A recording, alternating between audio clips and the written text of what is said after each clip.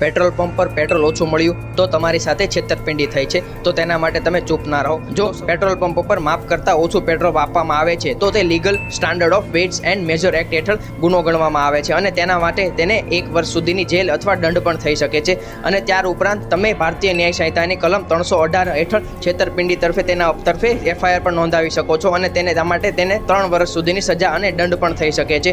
અને તે ઉપરાંત તમે કન્ઝ્યુમર કોર્ટમાં કન્ઝ્યુમર પ્રોટેક્શન એક્ટ 2019 હેઠળ તેના માટે માનસિક ત્રાસ અને નુકસાનની વળતર માટે પણ ફરિયાદ દાખલ કરી શકો છો। અને તેના માટે સૌથી પહેલા તમે તે પેટ્રોલ પંપના મીટરનો વિડીયો ઉતારી લો અને વિડીયો ઉતાર્યા બાદ તેનું બિલ માંગો અને પેટ્રોલ પંપનું પૂરું નામ અને બિલ સાચવીને રાખો। ત્યારબાદ તમે નજીકના લીગલ મેટ્રોલોજી ડિપાર્ટમેન્ટ અથવા સીધા કન્ઝ્યુમર કોર્ટમાં જઈને ફરિયાદ પણ નોંધાવી શકો છો।